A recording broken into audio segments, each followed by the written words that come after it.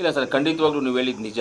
ಈ ನಮ್ಮ MP ಮಲ್ಲೇಶ್ ಅಣ್ಣ ಅವರು ನನ್ನನ್ನು ಒಂದು ಸಲ ಇಲ್ಲ ಅಂದರೆ 10 ಸಲ ನಾನು ಕೇಳಿದ್ದಾರೆ. ನೀವು ಹೇಳಿದ ಮಾತನ್ನ ನಾನು ಒಪ್ಕೊಳ್ತೀನಿ. ಮಲ್ಲೇಶ್ ಅಣ್ಣ ಅವರು ಹೇಳಿದ್ದಾರೆ.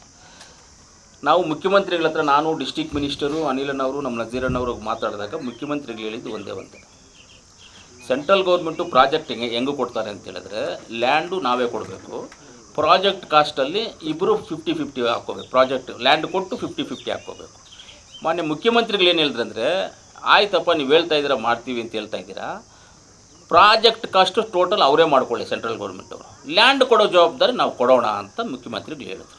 ಆಯ್ತನ ಅದನ್ನು ನಾವು ಮಾತಾಡಿದ್ರೆ ಮಾತಲ್ಲಿ ಆಗೋದಿಲ್ಲ. ಅವ್ರು ಏನು ಮಾಡಬೇಕು, ಸೆಂಟ್ರಲ್ ಗೌರ್ಮೆಂಟಿಂದ ರೈಲ್ವೆ ಇಲಾಖೆಯಿಂದ ನಮಗೆ ಈ ಮಾರ್ಗ ಮೊದಲು ಸರ್ವೆ ಮಾಡಿದ್ವಿ, ಎಲ್ಲಿಂದ ವೈಟ್ಫೀಲ್ಡಿಂದ ಹಿಡ್ಕೊಂಡು ಕೋಲಾರ ಮಾರ್ಗವಾಗಿ ಮುಳಬಾಗಿಲು ಮಾರ್ಗವಾಗಿ ಕಡಪವರೆಗೂ ಹೋಗುವಂಥದ್ದನ್ನು ನಾವು ಮಾಡಿದ್ದೀವಿ. ಮೊದಲು ನಾವು ಸರ್ವೆ ಮಾಡಿದ್ದೀವಿ, ಬೌಂಡ್ರಿ ಫಿಕ್ಸ್ ಮಾಡಿದ್ದೀವಿ.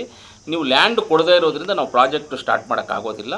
ಲ್ಯಾಂಡ್ ನೀವು ಕೊಟ್ಟರೆ ಪ್ರಾಜೆಕ್ಟ್ ಸಂಪೂರ್ಣ ಜವಾಬ್ದಾರಿಯನ್ನು ನಾವು ತೊಗೊಂಡು ಮಾಡ್ಕೊಳ್ತೀವಿ ಅಂತ ಆ ರೈಲ್ವೆ ಡಿಪಾರ್ಟ್ಮೆಂಟ್ ಏನು ಇಲಾಖೆ ಮಂತ್ರಿಗಳಿದ್ದಾರೆ, ಮಂತ್ರಿಗಳ ಮುಖಾಂತರವಾಗಿ ಒಂದು ಲೆಟರ್ ತೊಗೊಂಡು ಬಂದರೆ ನೀವು ಲ್ಯಾಂಡ್ ಕೊಡುವಂಥ ಜವಾಬ್ದಾರಿ ನಾವು ಮಾಡ್ತೀವಿ ಅಂತ ಹೇಳಿದ್ದಾರೆ. ಅವ್ರಿನ್ನೂ ಲೆಟ್ರ್ ಕೊಟ್ಟಿಲ್ಲ, ನಾವಿನ್ನೂ ಅದನ್ನು ಪ್ರೋಸೆಸ್ ಮಾಡಿಲ್ಲ. ಇಷ್ಟೇ. ಲೆಟ್ರ್ ಕೊಟ್ಟರೆ ಇವತ್ತು ಪ್ರೋಸೆಸ್ ಮಾಡ್ತೀವಿ. ಅವ್ರಿಗೆ ರೈಲ್ವೆ ಇಲಾಖೆಯಿಂದ ಕೊಡಬೇಕು. ಇಲ್ಲ, ನಮ್ಮ ಸಂಸದರು ಹೇಳಿದ್ದಾರೆ, ನೀವು ಬನ್ನಿ ಎಲ್ಲ ಹೋಗೋಣ, ಸೋಮಣ್ಣವ್ರ ಹತ್ರ ಹೋಗೋಣ, ಮಾಡೋಣ ಅಂತ ಹೇಳಿದ್ದಾರೆ. ಮೊನ್ನೆನೂ ಮೀಟಿಂಗಲ್ಲಿ ಇಲ್ಲಿ ಕಾಲೇಜ್ ಫಂಕ್ಷನ್ ರಂಗಮಂದಿರದಲ್ಲಿ ಕುತ್ಕೊಂಡಾಗೂ ಅವ್ರಿಗೆ ಹೇಳಿದೆ ನಾನು, ಅಣ್ಣ ನೀವು ಯಾವತ್ತು ಕರೆದ್ರೆ ಅವತ್ತು ನಾವು ಡೆಲ್ಲಿಗೆ ಬರ್ತೀವಿ, ಇಲ್ಲ ಬೆಂಗಳೂರಲ್ಲಿ ಅವ್ರ ಮನೆಗೆ ಕರೆದ್ರು ಬರ್ತೀವಿ, ಇಲ್ಲ ಡೆಲ್ಲಿಗೆ ಕರೆದ್ರು ಬರ್ತೀವಿ, ನೀವು ಮುಖ್ಯಮಂತ್ರಿಗಳ ಹತ್ರ ಬನ್ನಿ, ಇಲ್ಲಿನೂ ಮಾತಾಡೋಣ. ಮುಖ್ಯಮಂತ್ರಿಗಳು ಇದೇ ಹೇಳ್ತಾರೆ, ನೀವು ಪ್ರಾಜೆಕ್ಟ್ ಕಾಸ್ಟ್ ಮಾಡ್ತೀವಿ, ಲ್ಯಾಂಡ್ ಕೊಡಿ ಅಂತ ನೀವು ನನಗೆ ಲೆಟ್ರ್ ಕೊಡಿ, ನಾನು ಕೊಡ್ತೀನಿ ಅಂತ ಹೇಳಿದ್ದಾರೆ. ನೀವು ಆ ಲೆಟ್ರ್ ಕೊಟ್ಟರೆ ನಾವು ಅವರು ಲೀಗಲಾಗಿ ಡಿಪಾರ್ಟ್ಮೆಂಟಿಂದ ಬರಬೇಕು. ಡಿಪಾರ್ಟ್ಮೆಂಟಿಂದ ಬಂದರೆ ಅದನ್ನು ಲ್ಯಾಂಡ್ ಕೊಡೋದಕ್ಕೆ ಸರ್ಕಾರ ನಾವು ಸಿದ್ಧವಾಗಿದ್ದೀವಿ. ಹೌದೌದು. ಇಲ್ಲ ಸರ್, ಬರೀ ಬಸ್ಸೇ ಅಲ್ಲ, ಕಾರ್ಗಳಲ್ಲಿ ಹೋಗೋರು ಕಾರಿಂದ ಕಾರ್ ಹೋಗ್ಬೇಕಷ್ಟೇ, ಓವರ್ಟೇಕ್ ಮಾಡಂಗೇ ಇಲ್ಲ. ಗಂಟೆ ಸರ್ 2012, 2012ರಲ್ಲಿ ಚಿಕ್ಕ ರೋಡ್ ಇತ್ತು, ಆವಾಗಲೂ ಕೆಲಸ ನಡೀತಾ ಇತ್ತು. ಆವಾಗ ಆಗ್ಬೋದು 2013, 14, 15ರಲ್ಲಿ ನಮ್ಮ ಮನೆ ಬಿಟ್ಟರೆ ಕರೆಕ್ಟಾಗಿ ನಾನು ಹೈಯೆಸ್ಟ್ ಸ್ಪೀಡಾಗಿ ಬಂದು, ಅಂದರೆ ಕರೆಕ್ಟಾಗಿ ರೀಚ್ ಮುಳಬಾಗ್ಲಾಗಿರೋದು ನಾನು 78 ಕಿಲೋಮೀಟ್ರ್ ನಮ್ಮ ಮನೆಯಿಂದ ಮುಳಬಾಗ್ಲು ಟೌನ್ಗೆ 88 ಕಿಲೋಮೀಟ್ರ್ ಬರುತ್ತೆ. ಕರೆಕ್ಟಾಗಿ 42 ಮಿನಿಟ್ಸಿಂದ 47 ಮಿನಿಟ್ಸ್ ಒಳಗಡೆ ರೀಚ್ ಆಗ್ತಾಯಿತ್ತು. ಎಲ್ಲಿಗೆ? ಮುಳಬಾಗಿಲಿಗೆ. ಇವತ್ತು ನಮ್ಮ ಮನೆಯಿಂದ ತಂಬಚೆಟ್ಟುಪಾಳ್ಯ ಸಿಗ್ನಲ್ಗೆ ಬರಬೇಕಂದ್ರೆ ಅರ್ಧ ಗಂಟೆ ಆಗುತ್ತೆ. ತಂಬಚೆಟ್ಟುಪಾಳ್ಯ ಸಿಗ್ನಲಿಂದ ಬಂದುಬಿಟ್ಟು ಕೋಲಾರಕ್ಕೆ ಬರಬೇಕಂದ್ರೆ 1.5 ಅವರ್ ಬೇಕು ಟೈಮು.